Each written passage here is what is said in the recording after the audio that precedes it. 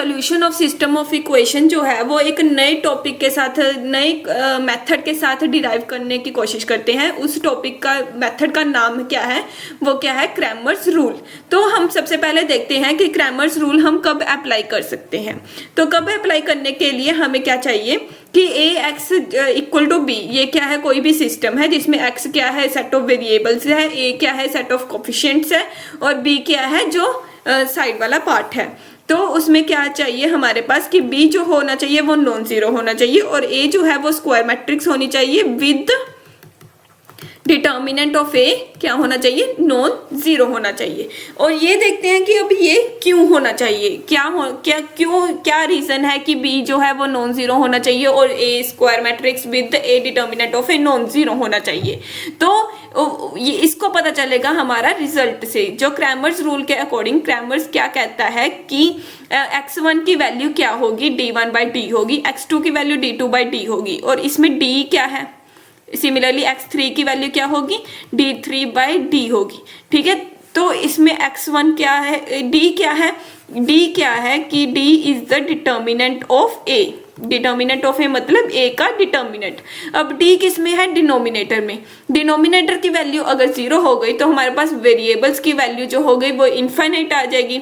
Infinite variable की value क्या है, मीनिंगलेस है। तो हम सबसे पहले ये कहते हैं कि d क्या होना चाहिए, नॉन जीरो होना चाहिए। ठीक है, अब सेकंड जो है वो क्या है, पॉइंट है कि d1 क्या है। अब d1 को निकालने के लिए हम जो डिस्कस करते हैं इसका एक सेट लेके कि d1 की वैल्यू हम कैसे निकालेंगे। d1 की वैल्यू के लिए हम क्या करते हैं कि इस एक सिस्टम लेते हैं जिसमें क्या है, हमारे पास वेरिएबल्स क्या है, x, y और z। मतलब कि x1 क्या है x, x2 क्या है y और x3 क्या है z।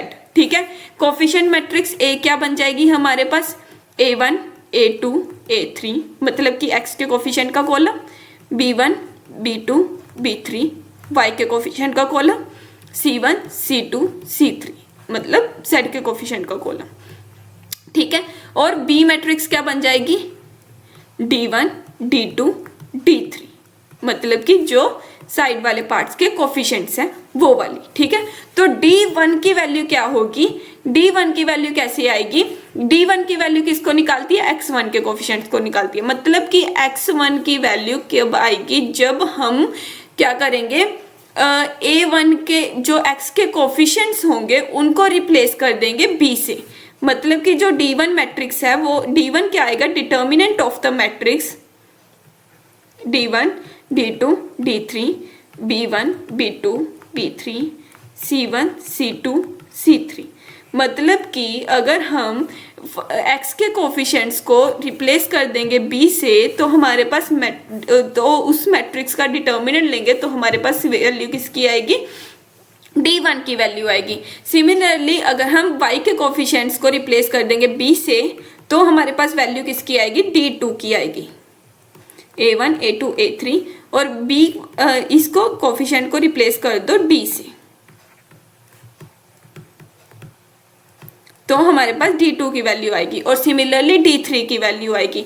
अब इन दोनों वैल्यूज के डिवाइड करके हमारे पास किसकी वैल्यू आ जाएगी, x1, x2, x3 की वैल्यू आ जाएगी। ठीक है, अब यहाँ पे मैंने क्यों लिखा कि B नॉन जीरो होना चाहिए, क्योंकि अगर यहाँ पे जीरो बन भी गया तो d1 की वैल्यू जीरो हो जाएगी, d2 की वैल्यू जीरो हो जाएगी, d3 की वैल्यू जीरो हो जाएगी। ठीक है, तो हमारे पास सोल्यूशन तो आएगा ना। क्यों, क्योंकि हमारे पास पता है कि ax is equal to b है। ठीक है, ये हमने पहले ही पढ़ चुके हैं कि अगर b नॉन जीरो हुआ तो ये क्या बन जाएगा, हमारे पास होमोजीनियस सोल्यूशन। ठीक है, अब होमोजीनियस सोल्यूशन में अगर हमारे पास determinant of A non zero है, मतलब नॉन सिंगुलर मैट्रिक्स है, तो हमारे पास इसमें क्या आएगा, यूनिक सोल्यूशन आएगा, यूनिक सोल्यूशन आएगा। ठीक है। यूनिक सोल्यूशन के केस में हमारे पास क्या आएगी, x की वैल्यू भी 0 आएगी, y की वैल्यू भी 0 आएगी और z की वैल्यू भी 0 आएगी। ठीक है, तो हमें इतनी मेहनत करने की जरूरत ही नहीं है, सिर्फ हम डिटर्मिनेंट ऑफ ए निकालेंगे। उसके केस में हम सीधा ही बोल देंगे कि हाँ अगर इसकी वैल्यू अगर 0 है डिटर्मिनेंट की तो इसमें इनफाइनाइटली मैनी सोल्यूशन आएंगे, और अगर नॉन जीरो है तो इसमें यूनिक सोल्यूशन आएंगे। ठीक है, और अगर ए की वैल्यू डिटर्मिनेंट ऑफ ए की वैल्यू 0 है तो हम ये निकाल ही नहीं सकते, क्योंकि डिनोमिनेटर 0 हो जाएगा तो हमारे पास ये क्रैमर्स रूल ही वैलिड नहीं है। ठीक है, और अगर डिटर्मिनेंट की वैल्यू नॉन जीरो है तो हमें पहले से ही पता है कि इसका सोल्यूशन क्या आएगा, 0 0 0, तो हमें D1 D2 D3 ये सब जनरेट करने की जरूरत ही नहीं है। तो ऑब्जेक्टिव वाले क्वेश्चंस के लिए हम सिर्फ ये वाले चीज लेते हैं कि बी नॉन जीरो होना चाहिए, तो ए जो है वो square matrix with determinant of A non zero होनी चाहिए। तब अगर हमें बोला है कि हमें सिर्फ एक्स की वैल्यू निकालनी है तो हम क्या करेंगे, ये क्रैमर्स रूल डायरेक्टली अप्लाई कर देंगे और हमारे पास सिर्फ x की वैल्यू आ जाएगी। ठीक है, तो अब हम इसको इस प्रॉपर्टी इस थ्योरम को या इस मेथड को और समझने के लिए हम क्या करते हैं, एक एग्जांपल ट्राई करते हैं। एग्जांपल में हमारे पास क्या है कि x y z is equal to 1, x plus Z is equal to 2, x plus Y is equal to 3 है। ठीक है, तो हम सबसे पहले क्या करेंगे, ए मैट्रिक्स लिख लेंगे। ए मैट्रिक्स क्या होगी, coefficient of x 1 1 1, coefficient of y 1, यहाँ पे y है नहीं तो उसका कोफिशिएंट क्या लेंगे, 0। ठीक है, यहाँ पे z 1 1 और यहाँ पे है नहीं तो उसका कोफिशिएंट क्या आएगा, 0। ठीक है, ये होगी वैल्यू a की। अब v की वैल्यू क्या आएगी, 1 2 3 3। ठीक है, अब उसमें यहाँ पे हम क्या करेंगे, d की वैल्यू क्या आ जाएगी, डिटर्मिनेंट ऑफ 1 1 1 1 0 1 1 1 0। ठीक है, तो d की वैल्यू का डिटर्मिनेंट निकालने के लिए हम क्या करेंगे, इसका फर्स्ट रो के कोरिस्पॉन्डिंग हम एक्सपैंड कर लेंगे d की वैल्यू डिटर्मिनेंट को। तो फर्स्ट रो के कोरिस्पॉन्डिंग एक्सपैंड करने के लिए हम क्या करेंगे, पहले 1 यहाँ पे प्लस माइनस प्लस। ठीक है, तो 1 और इस रो को कॉलम को डिलीट किया, इस रो को डिलीट किया, तो इस मैट्रिक्स का डिटर्मिनेंट क्या आ जाएगा, 0 -1।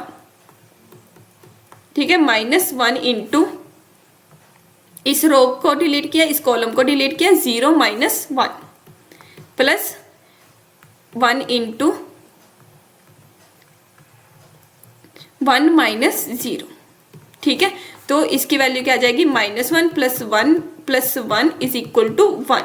तो d की वैल्यू हमारे पास क्या आ गई, 1। इन वैल्यूज को हम कोलेक्टिवली इधर वाली साइड पे हम लिखी जाएंगे। ठीक है, अब सबसे पहले d की वैल्यू निकाल ली। अब हमारा नेक्स्ट जो मोटिव है वो क्या है, d1 d2 d3 निकालना। ठीक है, तो d1 d2 d3 निकालने के लिए हम क्या करेंगे, सबसे पहले d में से जो d की वैल्यू थी उसके फर्स्ट कॉलम को इरेज कर देंगे। ठीक है, और उसकी जगह हम क्या लिख देंगे, b। ठीक है, तो इसकी वैल्यू क्या आ जाएगी, d1। ठीक है, और ये क्या बन जाएगा, d1। ठीक है, तो d1 की वैल्यू अब हम निकालेंगे इसके डिटर्मिनेंट की वैल्यू। डिटर्मिनेंट की वैल्यू निकालने के लिए हम फर्स्ट रो के कोरिस्पॉन्डिंग ही निकाल लेते हैं। 1 इंटू 0 -1 -1 इंटू 0 -3 प्लस 1 इंटू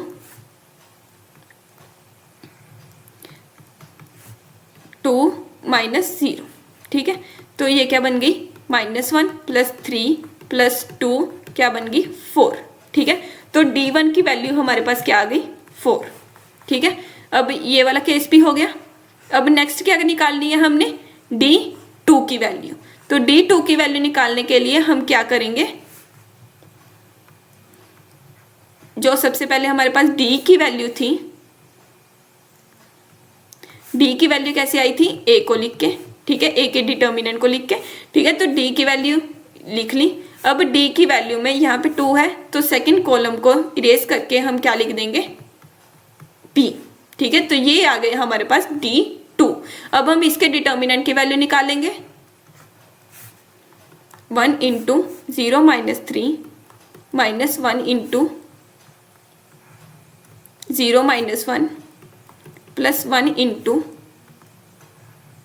3 -2।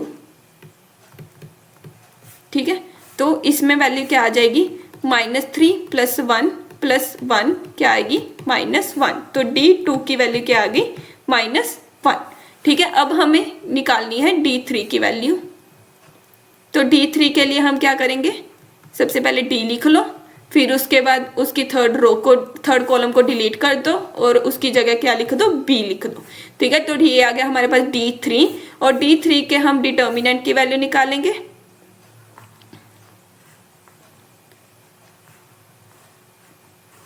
ठीक है, तो उसके डिटर्मिनेंट की वैल्यू आ जाएगी D3 = 1 ×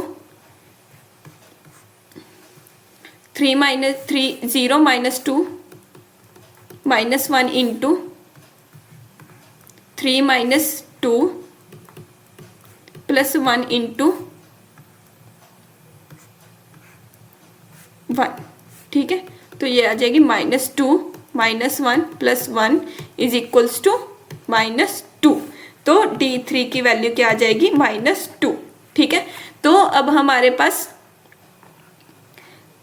D की वैल्यू आ गई, D1 की वैल्यू आ गई, D2 की वैल्यू आ गई, D3 की वैल्यू आ गई, चारों की वैल्यू आ गई।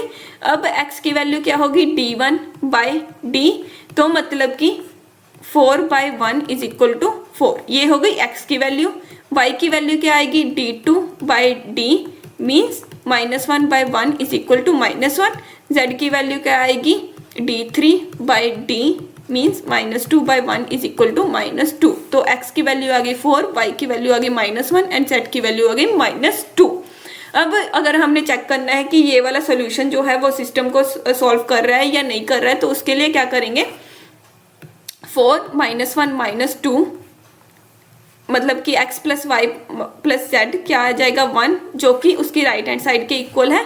तो मतलब कि फर्स्ट इक्वेशन को सेटिस्फाई कर रहा है। अब सेकंड इक्वेशन के लिए x + z की वैल्यू निकालेंगे, मतलब 4 - 2 क्या आ जाएगा, 2, जो कि उसकी राइट हैंड साइड के बराबर है, मतलब सेकंड इक्वेशन को भी सॉल्व कर रहा है। अब x + y की वैल्यू निकाल के देखो, ये भी उसकी राइट हैंड साइड के इक्वल आ गया, मतलब कि ये सिस्टम इसको भी सॉल्व कर रहा है। ठीक है, तो हमारे पास क्या आ गया कि सोल्यूशन क्या है सिस्टम का, x = 4, y = -1 एंड z = -2। ठीक है, तो ये था हमारे पास क्रैमर्स रूल।